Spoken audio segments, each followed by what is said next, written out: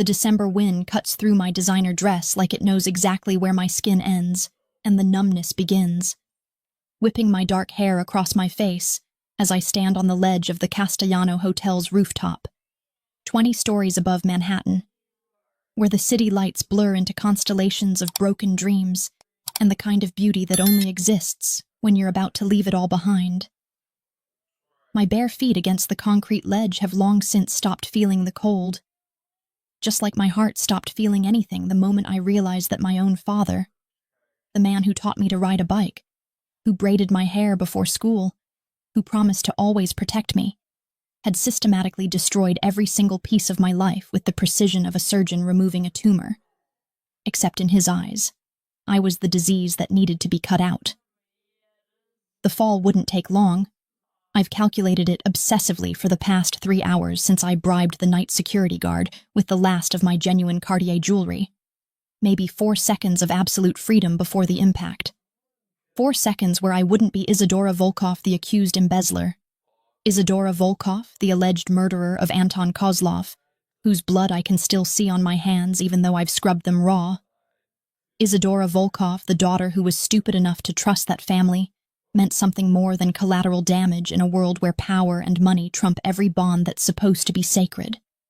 4 seconds of peace sounds like heaven, compared to the 6 months I've spent running, hiding, watching over my shoulder as the Russian bratva slowly tightened their noose around my neck, as every friend I had vanished like smoke, as every door I knocked on closed in my face because my father's lies spread faster than wildfire through gasoline-soaked streets. The irony isn't lost on me that I'm wearing the dress he bought me for my 25th birthday. The last birthday where I still believed in fairy tales and happy endings.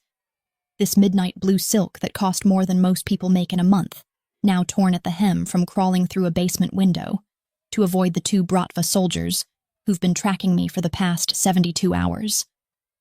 My mother's engagement ring, the only thing I managed to keep when everything else was seized by the FBI, catches the moonlight on my finger, and I wonder if she's watching from whatever afterlife exists.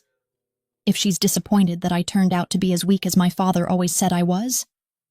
Too soft for the world we lived in. Too trusting. Too naive. Too everything that gets you killed in a world where mercy is just another word for weakness. Jump or don't, but if you're going to waste my time, at least tell me why. The voice cuts through the wind, and my spiraling thoughts like a blade through silk, smooth and dangerous and entirely unexpected. And I spin around so fast I nearly lose my balance, my arms windmilling as my feet scramble for purchase on the narrow ledge. My heart suddenly pounding with the primal fear of falling, even though falling was exactly what I came up here to do. The man standing 15 feet away, casually leaning against the rooftop access door, like he has all the time in the world, is the last person I expected to see tonight. The last person anyone expects to see unless they're about to die in a much more violent way than jumping off a building. Dante Moretti looks exactly like his photographs in the classified FBI files I once glimpsed in my father's study, all sharp angles and dark Italian beauty, with black hair that's slightly too long and falls across his forehead in a way that probably makes grown men forget they're supposed to be afraid of him, right before he puts a bullet between their eyes, dressed in a 3-piece black suit that probably costs more than a luxury car and somehow doesn't have a single wrinkle despite the late hour. And those eyes. God. Those eyes are the color of espresso at midnight, dark and fathomless and currently studying me with an intensity that makes me feel like I'm a puzzle he's trying to solve rather than a desperate woman about to become a statistic. He lights a cigarette with a silver lighter that catches the light from the city below, the flame briefly illuminating the sharp planes of his face, the slight shadow of stubble along his jaw, the small scar above his left eyebrow that somehow makes him more attractive rather than less, and takes a long drag like we're meeting for coffee instead of on a rooftop, where one of us is literally contemplating death. "I asked you a question," he says, smoke curling from his lips with each word, his voice carrying that slight Italian accent that turns every syllable into something that sounds like sin and salvation, wrapped together in vocal cords. And I don't like repeating myself, So why don't you step down from there and tell me what could possibly drive a woman to ruin a perfectly good Valentino dress? How do you know it's Valentino? I hear myself ask, which is possibly the stupidest question in the history of stupid questions. But my brain has apparently decided that fashion discussion is more important than the fact that I'm talking to one of the most dangerous men in North America. A man whose reputation includes words like ruthless and merciless, and the devil of Manhattan. A man who's supposedly responsible for more deaths than the winter flu, and runs an empire built on fear and blood and absolute control. I know a lot of things, Mia Perduta, he says. And even though I don't speak Italian, something about the way he says it, my lost one, sends a shiver down my spine that has nothing to do with the temperature, and everything to do with the way he's looking at me like he can see straight through all my defenses to the broken, shattered thing underneath. I know you're Isadora Volkov. I know your father is Alexei Volkov, who allegedly died in that convenient car accident 6 months ago. I know you're wanted by both the FBI and the Bratva for crimes you didn't commit. And I know you've been living in that rat-infested studio apartment in Queens under the name Sarah Martinez, surviving on convenience store food and sleeping with a knife under your pillow, which, by the way, wouldn't do you much good against the kind of people who are looking for you. The words hit me like physical blows, each revelation another crack in the already shattered foundation of my reality, because if Dante Moretti knows all of this, if he's been watching me, tracking me, knowing exactly where I've been while I thought I was so clever hiding in plain sight, then I was never safe at all, never had a chance, was just a mouse playing in a maze while the cats watched and waited for the perfect moment to pounce. So you came here to watch the show? I ask, surprised by the steadiness in my voice when everything inside me is screaming, my fingers gripping the edge of the ledge behind me so hard my knuckles are probably white as bone. Want to make sure I actually go through with it so you can report back to whoever's paying you to keep tabs on me? If I wanted you dead, Bella, you would have been dead 3 months ago when you walked past me in Grand Central Station carrying that ridiculous fake Prada bag and wearing sunglasses that did absolutely nothing to hide your face, he says, dropping his cigarette and crushing it under the heel of what are undoubtedly $1,000 Italian leather shoes, taking a step closer with the kind of predatory grace that reminds me he's not just a businessman in an expensive suit. He's something far more dangerous underneath all that civilized veneer. I let you walk away because you looked like you were already dead, like a ghost moving through the world, and killing corpses isn't interesting, but this... He gestures at me, at the ledge, at the entire situation. This is just pathetic. The word stings more than it should. More than anything has stung in months of insults and accusations and hatred. Because there's something about the contempt in his voice that reaches past all my numbness and touches something raw and angry that I thought died along with everything else. You don't know anything about me, I spit out, my voice rising with the first real emotion I've felt in weeks. You don't know what it's like to have everything you love, everything you believe in, torn away by the person who was supposed to love you most. You don't know what it's like to be hunted like an animal. To watch every single person you cared about turn their backs on you because they're too scared or too smart to get caught in the crossfire. You don't know what it's like to be so tired, so exhausted from running and hiding and just trying to survive one more day that death starts looking like the only vacation you'll ever get. You're right. I don't know what it's like to be you, Dante says. And suddenly he's closer. Close enough that I can smell his cologne, something expensive and woodsy with notes of bergamot and danger. Close enough that I have to tilt my head back to maintain eye contact. Close enough that I realize he's even more devastating up close than from a distance. All masculine beauty and controlled power, and something in his eyes that looks almost like understanding. But I do know what it's like to be betrayed by blood, to have the person who shared your DNA decide you're worth less than their ambitions, to survive when survival seems worse than surrender. So don't stand there and tell me I don't understand pain, Piccola, because I've made pain my business, my weapon, my entire empire, and the difference between you and me is that I decided to make everyone who hurt me bleed for it instead of bleeding out alone on a rooftop like a coward. I'm not a coward, I whisper, but the words sound hollow even to my own ears. Because aren't I exactly that? choosing the easy way out instead of fighting, giving up instead of getting even, letting my father win because I'm too weak, too broken, too fundamentally damaged to figure out how to be strong. Then prove it, he says, his voice dropping to something low and intimate and challenging, extending his hand toward me like he's asking me to dance rather than step down from potential death. Answer my question, Isadora Volkov. Do you care? Does it matter? Does any of this mean anything? Or are you really ready to let your father's last laugh be watching you destroy yourself because he couldn't be bothered to do it himself? I open my mouth to respond, to tell him to go to hell, to ask him what possible difference my answer could make to a man like him. But before the words can form, the rooftop access door explodes open with a crash of metal and violence. 3 men in dark tactical gear pouring through with weapons raised, and I don't need to see their faces to know they're Bratva, to know they're here for me, to know that my time just ran out in the worst possible way. Dante Moretti, the lead one says in heavily accented English, his gun trained on both of us now. You're harboring fugitive. This not your business? Give us girl and walk away? You live another day. But Dante doesn't move, doesn't even flinch, just positions himself between me and the guns with the kind of casual confidence that suggests he's been in this exact situation 1,000 times before and walked away every single time. And when he speaks, his voice carries enough cold authority to freeze hell itself. Funny, I was just thinking the same thing about you walking away and living another day. But since you've interrupted my conversation and brought guns to my city without permission, I'm afraid that option just expired. He moves like lightning, like violence given human form, his hand pulling a weapon from somewhere inside his jacket and firing 3 shots in rapid succession, each one finding its target with the kind of precision that comes from years of practice, and suddenly the men who were threatening us are falling, their weapons clattering uselessly to the concrete as Dante moves through the chaos like he's dancing to music only he can hear.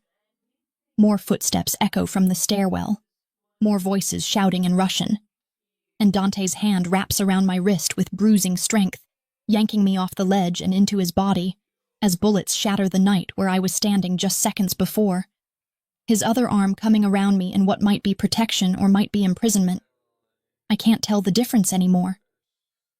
Looks like we both have people trying to kill us tonight, he says against my ear, his voice somehow steady despite the gunfire, despite the violence, despite everything, his breath warm against my frozen skin. The difference is, Mia Perduta, I plan to disappoint them, and whether you like it or not, you're coming with me, because I didn't waste 6 months tracking you just to watch you die on a rooftop like some tragic fucking opera when I have plans for you that are far more interesting. He's moving before I can protest, pulling me toward a service entrance I didn't even know existed, his body a shield between me and the bullets that are tearing through the air where we just stood, and I'm running on pure adrenaline and instinct, my bare feet bleeding on the concrete, my heart pounding so hard I think it might explode, wondering if I'm being rescued or kidnapped, if I've just traded one death for another, if the devil I don't know is better or worse than the devil I do. But as we crash through the door and plunge into the darkness of the service stairwell with the sound of pursuit behind us, and Dante Moretti's iron grip the only thing keeping me upright, I realize with startling clarity that for the first time in 6 months, I want to know what happens next. I want to survive to see tomorrow. I want to live long enough to find out why the most dangerous man in New York just saved my life, and what exactly he meant when he said he has plans for me. Living in Dante Moretti's penthouse is like existing in a beautiful, deadly contradiction, where every surface gleams with the kind of luxury that most people only see in magazines, where original Caravaggio paintings hang beside custom-built panels that slide away to reveal enough weapons to start a small war, where the marble floors are heated to the perfect temperature and probably cost more than my entire childhood home. But there's always the underlying current of violence humming through the air like electricity before a storm, reminding me that this gilded cage is still a cage, and the man who holds the key is far more dangerous than any prison guard could ever be. 3 weeks have passed since that night on the rooftop. 3 weeks of learning to navigate Dante's world with the careful precision of someone walking through a minefield blindfolded. 3 weeks of playing the role of his willing mistress while my heart hammers against my ribs every time he enters a room, every time his dark eyes find mine across the dinner table, every time his hand settles possessively on the small of my back, during one of the endless social events that seem to define his existence as much as the violence does. The penthouse itself spans the entire top floor of a building in Tribeca that Dante owns, along with half the neighborhood, with floor-to-ceiling windows that offer panoramic views of Manhattan spread out below like a kingdom waiting to be conquered. And I've spent countless hours standing at those windows in the early morning when sleep won't come, watching the city wake up and wondering if the girl who wanted to die on that rooftop would recognize the woman I'm becoming in this strange, twisted arrangement. My bedroom, because despite the fiction we're selling to the world, Dante has given me my own space with its own ensuite bathroom done in Italian marble and gold fixtures, is larger than the entire apartment I was hiding in before, decorated in shades of cream and gold that would have seemed impossibly elegant in my old life. But now I understand that even the color scheme is strategic, chosen to make me look like I belong in his world, like I'm a treasure he's acquired, rather than a pawn he's using in whatever long game he's playing against my father and the Bratva. The rules of this arrangement were laid out with crystal clarity that first night, after Dante had gotten us safely to one of his properties and poured me 3 fingers of scotch that probably cost more than a monthly mortgage payment. His voice matter-of-fact as he explained that I would attend events with him, play the part of the infatuated woman who couldn't resist his charms, allow myself to be photographed and seen and talked about in all the right circles where my father's associates would hear about it and wonder what game Dante was playing. You'll wear what I tell you to wear, go where I tell you to go, and act like you're exactly where you want to be, he had said, those dark eyes studying me with an intensity that made me feel naked despite being fully clothed. In return, I'll keep you alive. I'll feed you information about your father's operation, and when the time is right, I'll help you destroy him so completely that even his memory will be a cautionary tale. But you need to trust me, Bella. And trust doesn't come cheap in my world. What he hadn't mentioned, what I'm learning day by day with the kind of slow revelation that changes you from the inside out, is that Dante Moretti is nothing like the monster the files described, nothing like the rumors suggest, nothing like what I expected when I imagined the devil of Manhattan in my head during those long, terrified nights in hiding. Yes, I've watched him conduct business meetings that end with men leaving his study pale and shaking. Yes, I've seen the cold fury in his eyes when one of his subordinates disappoints him. Yes, I know, without question, that he's capable of the kind of violence that would make most people's blood run cold. But there are these other moments, these glimpses of something underneath all that carefully constructed darkness that I'm not supposed to see, that maybe he doesn't even know he's showing me. Like the way he noticed, after the first week, that I was barely eating, that I was pushing food around my plate during the elaborate meals his private chef prepared, that I was losing weight I couldn't afford to lose after months of surviving on whatever cheap calories I could find. And instead of commenting on it or making it into some kind of power play, he started appearing in the kitchen at 2 a.m. when my nightmares drove me from bed, rolling up the sleeves of his dress shirt to cook simple Italian food with his own hands. Pasta carbonara with eggs and pancetta that melted on my tongue. Risotto stirred with the kind of patient attention that seemed impossible for a man who rules an empire on fear. Chicken parmesan that reminded me of dinners with my mother before the world went to hell. He never asked if I was hungry. Never made a production of it. Just cooked and set a plate in front of me and ate his own portion while reading through reports or answering emails on his phone, creating this strange bubble of domesticity in the middle of the night, where we could both pretend we were just 2 people sharing a meal instead of a mafia boss and the broken woman he was using as bait. And then there are the nightmares themselves, the ones that jerk me awake screaming about blood on my hands and my father's cold smile and Anton Kozlov's dead eyes staring at me accusingly. The ones that leave me gasping and shaking and so disoriented I forget where I am, until I remember that I'm safe. or at least safer than I was. Protected by a man whose protection might be the most dangerous thing of all. The first time it happened, I had braced myself for irritation or indifference, for Dante to send one of his staff to check on me, or simply ignore the disturbance altogether. But instead he had appeared in my doorway like a dark angel, wearing only pajama pants slung low on his hips, all lean muscle and intimidating masculine beauty, asking in that low voice if I was all right. And when I couldn't answer, couldn't do anything but shake and try to breathe, he had crossed the room and gathered me into his arms without asking permission, holding me against his chest while his hand stroked my hair and his voice murmured something in Italian that I didn't understand, but that somehow made the panic recede enough for me to function again. It's become a pattern now, this terrible intimacy born from my broken sleep and his apparent inability to leave me to suffer alone. And I should hate it. Should hate that he sees me at my most vulnerable. Should hate that I'm coming to depend on his presence in the darkest hours. But instead I find myself waiting for it, anticipating the moment when his warmth will chase away the cold terror, when his steady heartbeat under my ear will remind me that I'm still alive, still here, still capable of feeling something other than fear and despair. He never tries to take it further, never uses these moments to push for more than I'm ready to give, just holds me until the shaking stops and my breathing evens out. And then he stays, stretched out on top of the covers beside me like a guard dog protecting its charge, his presence solid and reassuring in a way that should terrify me, but instead makes me feel safer than I've felt since before my world imploded. Tonight is different, though.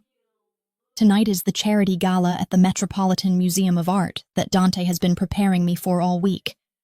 The event where all of New York's elite will gather to pretend they care about art preservation, while really just seeing and being seen, and more importantly, where several of my father's key associates will be in attendance. The men who helped him destroy my life and who think I'm either dead or too scared to show my face in polite society. The dress Dante had delivered to my room this afternoon is a masterpiece of strategic warfare disguised as haute couture, a crimson silk gown by Valentino, the designer he somehow knew I loved, that fits like it was custom made for my body, with a neckline that's just low enough to be provocative without being vulgar. A slit-up one thigh that suggests everything while revealing nothing, and a back that's completely open, showcasing the long line of my spine in a way that makes me feel both powerful and exposed in equal measure. I'm standing in front of the full-length mirror in my room, trying to recognize the woman staring back at me, when Dante appears in the doorway, looking like every dark fantasy ever committed to film in a Tom Ford tuxedo that probably cost more than a luxury vacation. His hair styled back from his face in a way that emphasizes those sharp cheekbones and that perfectly sculpted jaw. And the way his eyes travel over me from head to toe makes heat pool low in my belly in a way that has nothing to do with the temperature of the room. "You look like revenge wrapped in silk," he says, his voice carrying that rough edge that appears when he's affected by something. And he crosses the room to stand behind me, his hands settling on my bare shoulders, his touch burning against my skin as we both stare at our reflection in the mirror. "Your father's men won't know what hit them, Bella. They'll see you on my arm and realize that everything they thought they knew was wrong, that you're not some cowering victim but a woman who's chosen to align herself with their worst nightmare." "Is that what I am?" I ask, meeting his eyes in the mirror, trying to read the expression on his face that's somehow both possessive and protective. "Your weapon? Your tool for revenge?" The questions come out softer than I intend, less accusatory and more genuinely curious, because after 3 weeks of this strange dance we're doing, I still can't figure out what I am to him, beyond a useful pawn in whatever chess game he's playing with the Russian Bratva and my father's ghost. His hands tighten on my shoulders, his thumbs tracing small circles against my skin that send shivers down my spine despite my attempt to remain unaffected, and his eyes in the mirror are darker than I've ever seen them, intense in a way that makes my breath catch in my throat. "You're whatever you choose to be, Isadora," he says, and the use of my full name instead of one of his Italian endearments makes the words feel heavier, more significant. You're a weapon if you want to be, a survivor if that's all you can manage, a queen if you're brave enough to claim it. But you're not just a tool, Mia Perduta. Because tools don't keep me up at night wondering if they're going to disappear. Tools don't make me cook at 2 a.m. just to watch them eat. Tools don't make me question decisions I've already made because I'm worried about their safety more than my strategy. The confession hangs in the air between us, unexpected and raw, and before I can process it, before I can figure out what it means or how to respond, his phone buzzes with the alert that our car is waiting, and the moment shatters like glass, his hands dropping from my shoulders as his expression shudders back into that carefully controlled mask he wears for the world. "Time to go to war, Bella," he says, offering me his arm with the kind of old-world courtesy that seems at odds with everything else about him. "Remember, you're mine tonight, completely and utterly mine, and everyone needs to believe it, needs to see it, needs to understand that touching you means declaring war on me, and nobody in their right mind wants that." The gala is everything I expected and nothing I was prepared for. A glittering sea of designer gowns and expensive tuxedos, of diamonds that could fund small countries, and smiles that hide more secrets than the art they're pretending to appreciate. And from the moment we arrive, I understand why Dante is so feared. Because he doesn't enter a room so much as he commands it. His mere presence causing ripples of awareness and wariness. People parting like the Red Sea to let us pass, while their eyes follow our every movement, with the kind of fascinated horror usually reserved for watching car accidents in slow motion. His hand is a brand on the small of my back, possessive and protective, guiding me through the crowd while he stops to exchange pleasantries with business associates and social acquaintances, introducing me as simply Isadora, without any last name attached. And the way he says it, the way he looks at me when he says it, makes it clear to everyone watching that I'm not just another pretty accessory, but something far more significant, something that belongs to him in a way that transcends simple companionship. I see my father's associates throughout the night, recognizing their faces from old family gatherings and business dinners. Viktor Romanov, who used to give me expensive gifts on my birthday. Mikhail Petrov, who taught me to play chess when I was 12. Dmitry Volkov, my father's cousin, who promised to look after me if anything ever happened to my parents. And watching them see me, watching their expressions shift from shock to calculation to fear as they realize whose arm I'm on, whose protection I'm under, whose bed they think I'm warming, gives me a savage satisfaction that I didn't know I was capable of feeling. They can't approach me directly, not with Dante's hand possessive on my body, not with his dark eyes watching their every move like a predator deciding which prey to take down first. So they watch from a distance and whisper to each other, and probably frantically text my father wherever he's hiding. And I revel in their discomfort, in their confusion, in the fact that for once I'm the one holding cards they can't see. But it's during a trip to the ladies' room, when I foolishly think I can have 5 minutes of peace to collect myself and process the overwhelming sensory assault of the evening, that everything shifts from performance to genuine danger. Because Viktor Romanov is waiting in the hallway when I emerge, his bulky frame blocking my path back to the main gallery, his smile showing too many teeth to be anything but threatening. "Little Isadora Volkov," he says in Russian, his accent thick and his breath reeking of vodka. "You think you're clever, spreading your legs for Italian dog, thinking it will save you from what's coming. But you're just delaying inevitable. Devochka, your father wants you dead. Bratva wants you dead. And Moretti cannot protect you forever. So why don't you save everyone trouble and tell us where you've hidden the money you stole? Tell us what you told FBI, and maybe we make your death quick instead of the slow, painful thing we have planned." The words should terrify me, should send me back to that place of helpless panic where I spent so many months. But instead I feel something else rising up inside me. Something sharp and angry and completely done with being threatened by men who think my fear is their birthright. "I didn't steal anything, Victor," I say, proud that my voice doesn't shake, that I can meet his eyes without flinching. My father framed me, murdered Anton, and pinned it all on me to cover his own crimes, and you know it. You all know it. But you're too scared of him to admit the truth, too invested in the lie to acknowledge that you're all complicit in destroying an innocent woman's life for a man who faked his own death and abandoned you all. His hand shoots out faster than I expect, wrapping around my throat with bruising force, slamming me back against the wall, hard enough to make stars explode behind my eyes. His face inches from mine as spittle flies with his words. You don't speak his name with disrespect, you ungrateful Suki. He gave you everything, gave you life, and you repay him with betrayal, with lies, with spreading your legs for our enemy.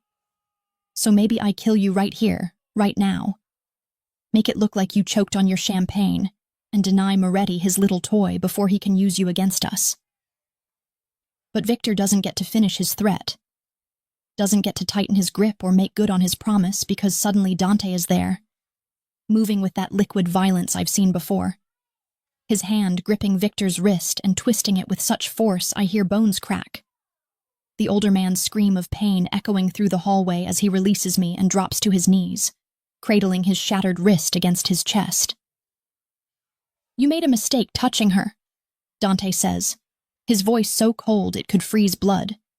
And there's something in his eyes that looks less like human anger and more like the promise of death.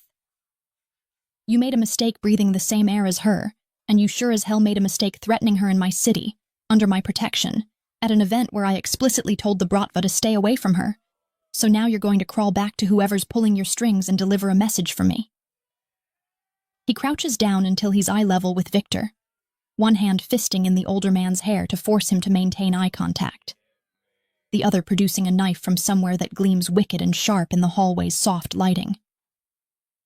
Tell them that Isadora Volkov is mine, completely and irrevocably mine, and anyone who touches her, threatens her, or even looks at her wrong will answer to me personally. And I promise you, Victor, what I do to them will make your broken wrist feel like a pleasant massage, because I've spent years perfecting the art of making men beg for death. And I haven't had a good project in months, so please, per favor, give me a reason to demonstrate my skills. Security appears then, Dante's men in their discreet suits, and Victor is hauled away, with promises that he'll be escorted off the premises and banned from the museum, his threats and curses fading as they drag him toward the exit.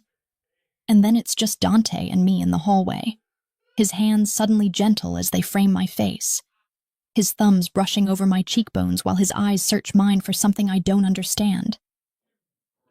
Did he hurt you? He asks, his voice rough with something that sounds almost like fear. Tell me the truth, Bella. Did he hurt you? My throat aches where Victor grabbed me, and I know there will be bruises tomorrow, visible proof of the danger I'm in. But that's not what has me shaking. Not what has tears suddenly burning behind my eyes threatening to fall. You came for me, I whisper, the realization hitting me with the force of revelation. You were watching, waiting, protecting me even when I thought I was alone, and you came for me like it was the only thing that mattered. It was the only thing that mattered, he says, and his forehead drops to rest against mine, this moment of intimacy in a public hallway where anyone could see us, where the performance becomes something real and terrifying and impossible to take back. Don't you understand yet, Isadora? You're not just part of the plan. You're not just a weapon against your father. You're... But he doesn't finish. Doesn't tell me what I am. Just pulls back and straightens his jacket and offers me his arm again, like nothing happened. Like he didn't just shatter my understanding of what this arrangement means. Like he didn't just show me that maybe, possibly, I'm not the only one falling into dangerous territory here. Later, in the car ride back to the penthouse, his hand finds mine in the darkness, his fingers threading through mine with the kind of natural ease that speaks of inevitability.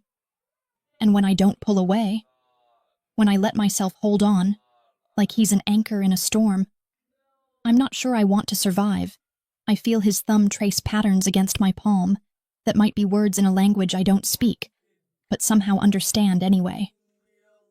The city lights stream past the tinted windows, And I realize that somewhere between that rooftop and this moment, between wanting to die and choosing to live, between hating Dante Moretti for what he represents and falling for who he actually is beneath all the darkness and danger, I've crossed a line that I can never uncross, committed myself to a path that leads somewhere I can't see, but that I'm willing to walk anyway, because for the first time in my entire life, I feel like someone sees me not as a pawn, or a victim, or a problem to be solved, but as something worth protecting, worth saving, worth keeping, and that terrifying, beautiful truth is enough to make me squeeze his hand back and whisper into the darkness of the car, "Thank you for coming for me," knowing that he'll understand I'm not just talking about tonight, but about that rooftop, about every nightmare, about every moment he's chosen to be there when he could have walked away, and his response is just another squeeze of my hand, and 2 words that change everything.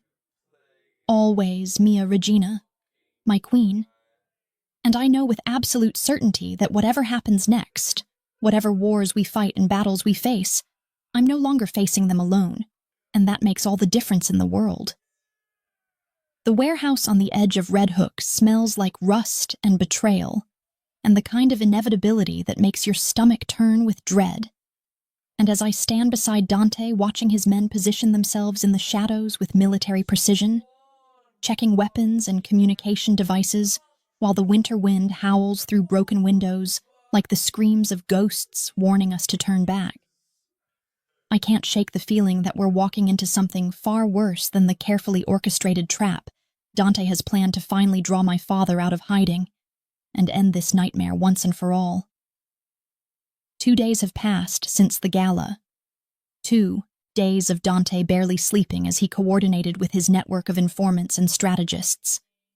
2 days of me watching him transform from the man who holds me through nightmares into the cold, calculated killer that the world fears. And the shift is terrifying, not because of what it reveals about him, but because of how easily I've come to accept both sides of him as equally real, equally necessary, equally mine in ways I'm not ready to examine too closely. The plan is elegant in its simplicity, and absolutely insane in its execution. Dante has spread word through channels he knows will reach the Bratva that I've agreed to testify against my father in exchange for immunity, that I've hidden evidence of his embezzlement and arms deals in a safety deposit box that I'm willing to trade for protection, and that tonight at midnight I'll be at this warehouse with Dante to make the exchange with federal authorities who are supposedly willing to meet in neutral territory. It's all lies, carefully constructed fiction designed to force my father's hand, to make him desperate enough to come himself instead of sending expendable soldiers, to finally put us in the same room where Dante can reveal the evidence he's been gathering for months about my father's betrayal, not just of me, but of the Bratva itself, about the money he's stolen, the deals he's made with rival organizations, the ways he's played both sides against each other for his own profit, while his so-called allies thought he was dead and mourned him like a brother. "You don't have to be here for this, Bella," Dante says for the 3rd time in the past hour, his hand finding the small of my back in that possessive gesture that's become as natural as breathing between us. His dark eyes studying my face like he's trying to memorize every detail in case something goes wrong, in case this is the last quiet moment we have before everything explodes into violence and chaos. You can wait in the car with Luca and Tommaso, you can watch from the surveillance van, you can be anywhere but here in the direct line of fire, because if something happens to you, if your father or his men get their hands on you before I can stop them. But he doesn't finish the sentence, doesn't articulate the fear I can see written across his features, the same fear that's been driving him to distraction since we finalized this plan.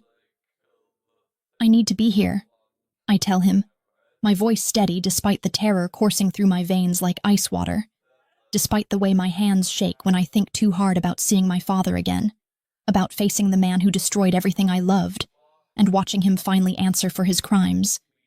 I need to look him in the eyes and let him see that I survived, that I'm not the weak, broken thing he wanted me to be, that I found something stronger than his hate in your... But I stop myself before I finish that sentence, before I admit out loud what's been growing between us in stolen moments and midnight confessions, before I make this about us, when it needs to be about justice and revenge, and ending the nightmare that's consumed both our lives. Dante's jaw clenches, that muscle jumping in his cheek that appears when he's fighting some internal battle, and then he's pulling me against him with almost bruising force. His arms wrapped around me like he can shield me from what's coming through sheer will alone, his mouth finding mine in a kiss that tastes like desperation and possession and promises neither of us might be able to keep. "When this is over," he says against my lips, his forehead resting against mine as we breathe the same air in this moment, suspended outside of time. "When your father is destroyed and the Bratva knows the truth and you're finally free of this nightmare, we're going to have a very long conversation about what you almost just said, about what I know you feel, about what I've been feeling since that night on the rooftop when I saw you ready to jump and realized that letting you die wasn't an option I could live with, capiche?"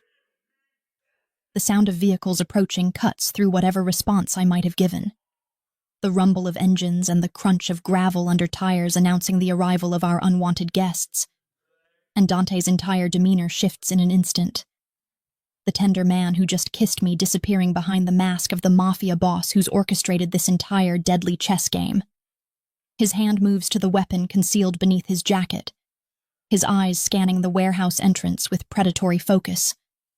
And I watch as his men melt deeper into the shadows, becoming invisible threats waiting to spring the trap. And my heart is pounding so hard I can feel it in my throat, taste it on my tongue, hear it in my ears drowning out everything else.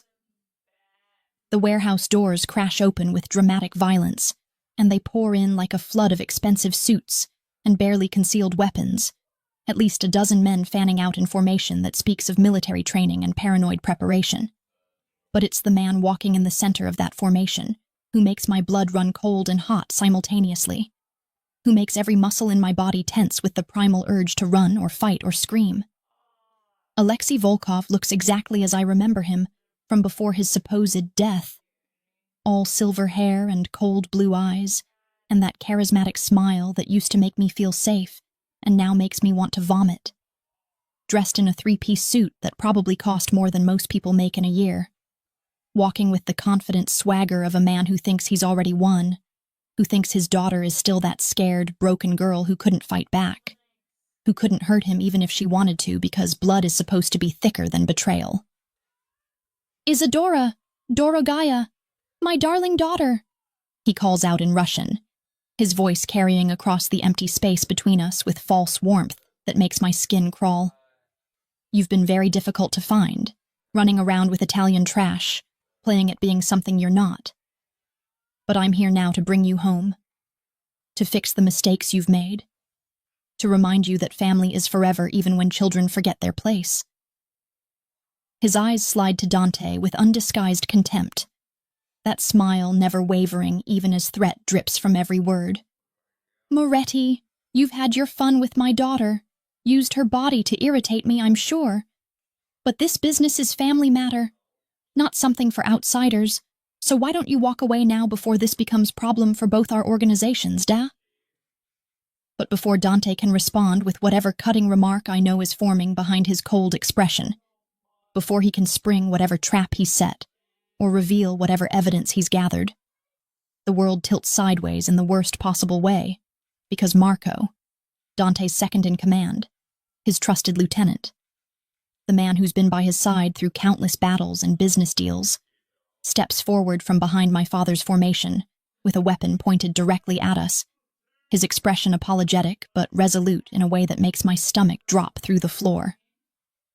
"I'm sorry, Capo," Marco says, using the Italian term of respect, even as he commits the ultimate betrayal. "But Volkov pays better, and you were always too soft when it came to this girl, too distracted, too willing to risk everything for someone who's just going to get you killed. So I made choice that keeps me alive and wealthy. And I suggest you make same choice now by walking away and letting him have what's his." I feel Dante go absolutely still beside me, that dangerous stillness that precedes explosive violence. And I know without looking that he's calculating angles and odds and possibilities, that brilliant tactical mind working overtime to find a way out of this disaster. But we're outnumbered and outgunned and betrayed from the inside. And my father is laughing now. that cruel, familiar sound that defined so many childhood disappointments and adult nightmares. You see, Dochka, this is what happens when you trust the wrong people, when you think you can run from family and find something better in the arms of criminals and killers. But there is no better. There is only survival. And you've forgotten how to survive without me, how to exist without my protection, my guidance, my love, even when that love requires harsh lessons. He's walking toward us now, confident that his numbers and Marco's betrayal have neutralized any threat Dante poses, and I can see Dante's men in the shadows waiting for some signal, some command. But Dante's hand finds mine in what might be goodbye or might be promise, his fingers squeezing once as his other hand remains steady on his weapon. Isadora, my father continues, close enough now that I can see the madness in his eyes, the absolute conviction that he's right and justified in everything he's done. Did you really think Moretti cared about you? That he saw you as anything more than useful tool against me? You were always naive, always too trusting, always believing fairy tales about love and loyalty when the world runs on fear and power. But I'll forgive you, Dorogaya, because that's what fathers do. We forgive our children their stupidity and their mistakes, even when those mistakes cost us time and money and reputation. The rage that surges through me at his words, at his condescending tone and his absolute certainty that I'm still that girl he could manipulate and control, burns away the last traces of fear that might have held me back. And I step forward before Dante can stop me, my voice ringing out clear and strong in the warehouse space. You were right about one thing, Father, I say in Russian so all his men can understand, so there's no confusion about my meaning. I was naive and trusting and stupid, but not about Dante, not about finding something better.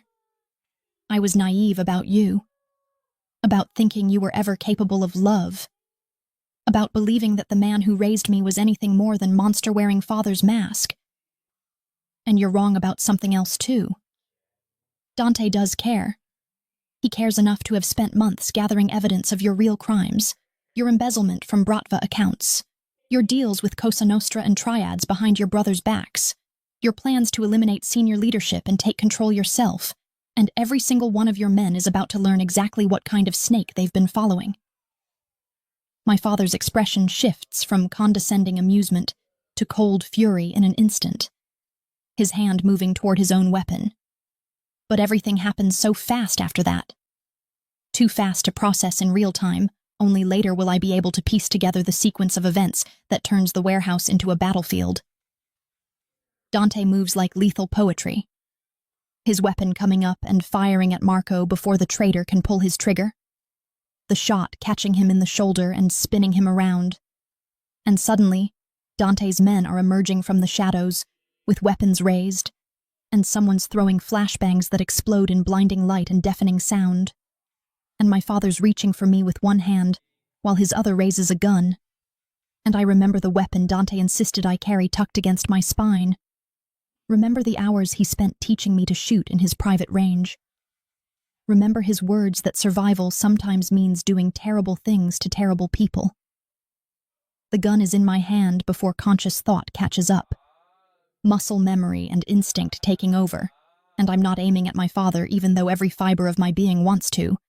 I'm aiming at the structural support beam directly above him, the one Dante's demolition expert weakened earlier today as insurance, and I pull the trigger twice, 3 times, the recoil jarring my arms but my aim staying true, and the beam groans and cracks and begins to collapse, bringing part of the warehouse ceiling down in a cascade of metal and concrete that creates chaos and confusion, and exactly the opening Dante needed.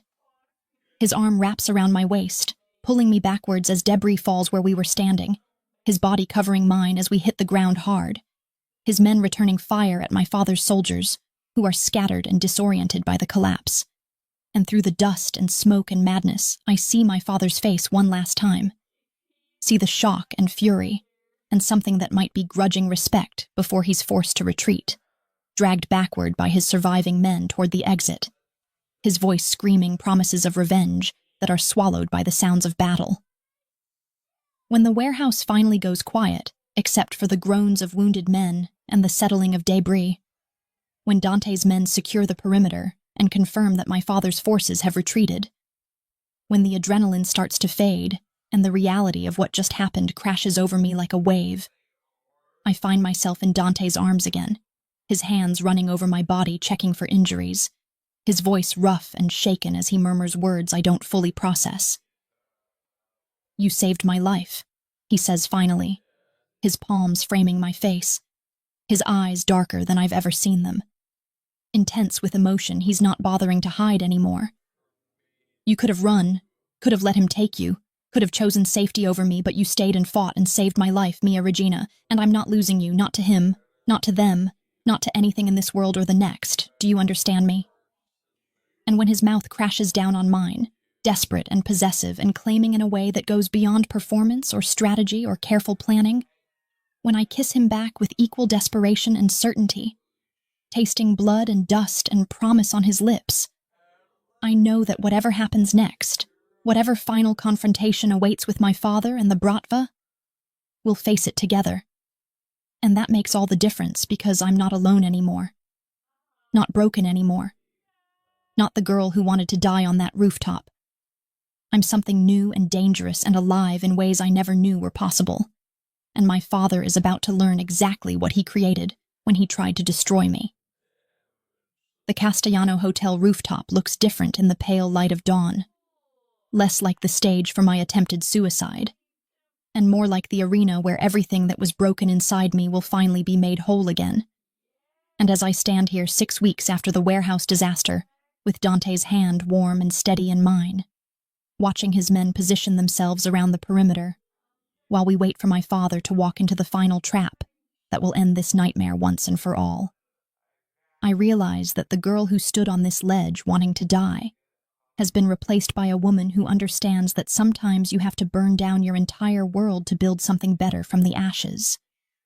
The plan is elegant in its poetic justice. Dante leaked information through channels he knew would reach my father that I am here, alone and vulnerable, ready to end things the way I originally intended before Dante interrupted that night. And my father's ego and his absolute conviction that I'm still weak enough to manipulate has brought him back to the place where this all began. Except this time I'm not the victim in this story. I'm the architect of his destruction. And the knowledge sits in my chest like molten steel, hot and unbreakable and absolutely certain. "He's here," Dante murmurs against my ear, his arm wrapped around my waist in a gesture that's become as essential as breathing over the past weeks, as necessary as the way he holds me through nightmares and kisses me like I'm the only thing keeping him grounded to earth. 3 cars, a dozen men, and your father walking in like he's already won, like he can't see the trap closing around him, like he doesn't understand that this rooftop is where his empire ends and your freedom begins, Mia Regina. His lips brush my temple, a gesture so tender it nearly breaks through the armor I've built for this confrontation, and I lean back into his solid strength, drawing courage from the man who saw me at my absolute lowest and decided I was worth saving, worth protecting, worth loving even when I couldn't love myself. My father emerges from the rooftop access door like a king entering his throne room, all confidence and cold calculation, his silver hair perfectly styled despite the early hour, his suit immaculate as always. And for a moment I'm transported back to childhood, to birthday parties and bedtime stories, to the man I thought he was before I learned that monsters don't always look like monsters. Sometimes they look like fathers who smile while they destroy you. "Isadora," he says, spreading his arms like he expects me to run to him for an embrace. Like the past months of hell he put me through can be erased with paternal affection and practiced charm. My wayward daughter returns to the scene of her almost tragedy, still clinging to the Italian dog who thinks he can protect you from destiny, from blood, from the simple truth that you belong to me, that you've always belonged to me, and that no amount of running or hiding or spreading your legs for criminals will change that fundamental reality. "You're right about one thing," I say, stepping away from Dante even though every instinct screams to stay within the safety of his presence, walking toward my father with deliberate steps that echo against the concrete rooftop. I did belong to you once, when I was a child who didn't know better. When I believed that fathers were supposed to protect their daughters instead of framing them for murder and embezzlement. When I thought family meant something sacred instead of just another weapon to be used and discarded when convenient. But I don't belong to you anymore, Papa. Because belonging requires consent, and I revoke yours. I take back every piece of myself that you tried to destroy. And I'm here to tell you that you failed to kill me, you failed to break me, and you're about to fail at everything else too. The rage that crosses his face is almost gratifying. That mask of paternal concern cracking to reveal the monster underneath. And his hand moves toward the weapon I know he carries. But Dante's men are already moving, emerging from their positions with weapons drawn, and suddenly my father's dozen soldiers realize they're surrounded by 3 times that number, outmaneuvered by a man who's been playing chess while they were playing checkers. Did you really think I would come here unprepared? My father snarls, his eyes darting around the rooftop calculating odds that are no longer in his favor. Did you think I wouldn't have contingencies, backup plans, people who owe me favors and fear my revenge more than they fear Moretti's displeasure? Actually, Dante says, moving to stand beside me again, his presence solid and reassuring as his voice carries across the rooftop with absolute authority. We were counting on your contingencies, on your backup plans, on your absolute certainty that you're smarter than everyone else, because while you were planning how to kill your daughter and eliminate me as a threat, I was having very interesting conversations with your Bratva brothers, the ones you thought were dead or neutralized, the ones who've been very curious about the offshore accounts you've been hiding, the deals you've made with their enemies, the leadership positions you were planning to eliminate so you could seize control, and they asked me to give you a message.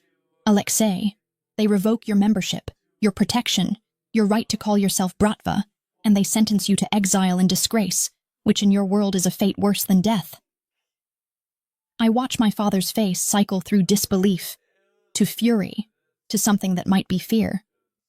Watch him realize that the empire he built on lies and betrayal has finally collapsed under the weight of his own corruption. And Dante produces a tablet from his jacket, pulling up documents and bank records and recorded conversations that paint a portrait of treachery so complete that even my father's own men are looking at him with disgust and betrayal. You sold us out, one of them says in Russian, his weapon now pointed at my father instead of at us. You stole from Brotherhood, made deals with enemies, planned to kill Pakan himself, all while we mourned you like brother, like friend, and this whole time you were laughing at our stupidity. Wait, my father says, that practiced charm returning as he tries to talk his way out of certain destruction, tries to spin lies and excuses. But I step forward again, pulling out the small recording device Dante gave me weeks ago, the one that's been running this entire time, capturing every word of his confession, every admission of guilt, every threat against me that proves beyond doubt that I was innocent all along, that he framed me, that Anton's death was his doing, not mine. The FBI has copies of everything, I tell him, my voice steady despite the emotions churning inside me. The evidence, the recordings, the witness statements from people you thought were too scared to talk, and they're waiting at the bottom of this building to take you into custody, to charge you with murder and conspiracy, and about 20 other crimes that will keep you in prison for the rest of your miserable life. But before they take you, before you disappear into the system you always thought you were above, I want you to know something, Papa. You asked that night if anyone cared whether I lived or died, and the answer is yes, he did. This man you called trash and dog and criminal cared enough to save me, to rebuild me, to love me in ways you never could, and that's why you lost. Because you never understood that real power doesn't come from fear and control. It comes from the people who choose to stand beside you when they could walk away. My father lunges toward me then, that final desperate attempt to hurt me one last time, to leave me with scars that will never heal. But Dante's already moving, intercepting him with brutal efficiency, his fist connecting with my father's jaw in a perfectly executed punch that drops the older man to his knees. And there's something deeply satisfying about watching my father on the ground, broken and defeated. while I stand above him whole and strong and free for the first time in my life. You were right about one thing, I tell him as Dante's men move to secure him, as the sounds of police sirens wail from the streets below, as the sunrise paints the sky in shades of pink and gold that promise new beginnings. I was naive and trusting, and too soft for your world. But I found a different world, one where those qualities aren't weaknesses but strengths, where the man I love sees them as reasons to cherish me instead of destroy me. And I choose that world over yours. I choose life over death. I choose love over hate. And I choose to walk away from you knowing that you'll spend the rest of your days in a cage while I'm finally free. The police take him away in handcuffs, his protests and threats fading as they drag him toward the rooftop access door.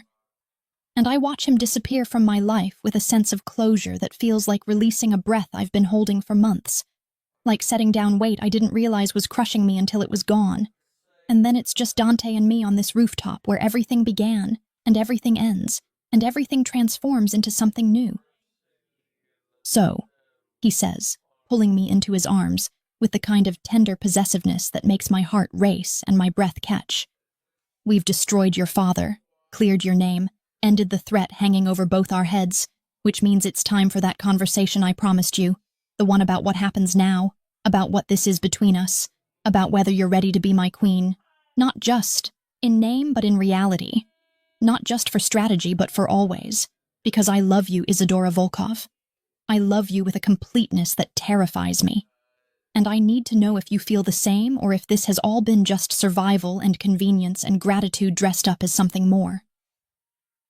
The question hangs between us like a held breath, like the moment before jumping, except this time I'm not jumping toward death, but toward life, toward possibility, toward the terrifying and beautiful reality of choosing love in a world that's tried so hard to teach me that love is just another word for weakness. That night, I say, my hands framing his face, memorizing the sharp angles and dark eyes and the scar above his eyebrow that I've traced with my fingers in countless stolen moments. When you asked me if I cared, if it mattered, you said you cared about wasted potential. But what you really meant was that you saw something in me worth saving, worth fighting for, worth keeping, and you've spent every day since then proving that with actions and words, and the kind of love I didn't know existed outside of fairy tales.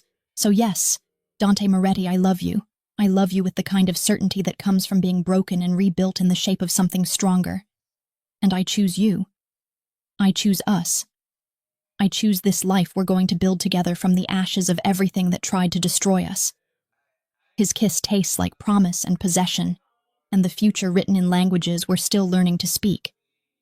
And as the sun rises fully over Manhattan, painting the city in gold and transforming this rooftop from a place of despair into a place of triumph, I realize that the woman who wanted to die here has been replaced by a woman who's learned that sometimes the bravest thing you can do is choose to live, to fight, to love even when the world tells you it's safer to give up. And standing here in Dante's arms with my father's empire in ruins, and my innocence proven and my future stretching out before me like an unwritten book, I understand that this is what redemption feels like. This is what it means to rise from ashes stronger and fiercer and more alive than you've ever been. And when Dante whispers against my lips, "Let's burn it all down together, Mia Regina. Let's build an empire from the ruins and rule it side by side," my answer is simply to kiss him again. To let that kiss be my promise and my answer and my vow that wherever he goes, whatever battles he fights, whatever darkness he faces, I'll be there beside him, his queen, his equal, his love. And together we'll prove that sometimes the best revenge isn't destruction but survival, isn't hate but love, isn't dying on a rooftop but living fully and fiercely and unapologetically in defiance of everyone who ever tried to tell us we couldn't, we shouldn't, we wouldn't. Because we did. And that makes all the difference in the world.